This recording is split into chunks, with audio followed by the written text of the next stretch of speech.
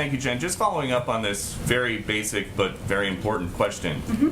You're telling us that the DHS chief has the most recent numbers about how many of these Haitians under the bridge have been sent back and how many have been released into the U.S. The DHS chief is telling us that he doesn't know. So who else can we ask? You can certainly ask the Department of Homeland Security.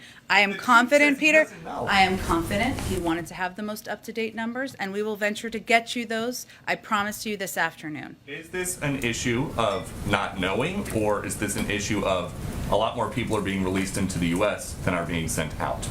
That is certainly not the issue. First, I think it's important to reiterate what I conveyed earlier about what the actual process is.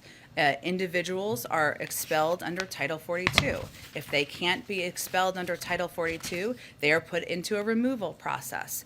If they are put into a removal process, they're either transported to an ICE facility or released with a legal document. That legal document includes fingerprints, photos, phone numbers, an address in the United States, and a background check. That's the process that transpires. That's a part of our immigration process, regardless of where you're coming from. And just because you keep using Title 42 to defend this administration's immigration policies, that is a Trump-era regulation.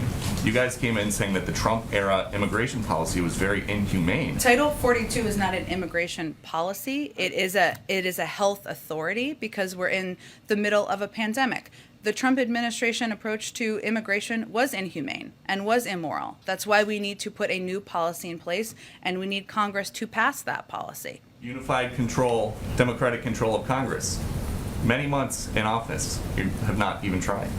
That's not actually true. There's been a Peter, just factual here. There's been a bill proposed first day in office. Currently, it was proposed as a part of steps were proposed as part of the reconciliation process. Right, the parliamentarian rejected that proposal. They're going back and proposing new options. President supports that. He would like to see immigration reform passed into law, more humane processes. Just one more. Has President Biden ever been to the southern border? In his life? Yes. I will have to look back in my history books and check the times he's been to the southern border. We have been looking all morning, and we cannot find any record of him visiting the border as president, vice president, senator, or even as a concerned citizen. Why would that be? I can check and see when the last time or when he may have been. But tell me more about why you're asking. Because this is a president who makes a point when there are disasters in this country, like a wildfire or a hurricane, to go and see for himself firsthand what the needs are of the local community so that he can have an informed POV to make policy. Why doesn't he do that?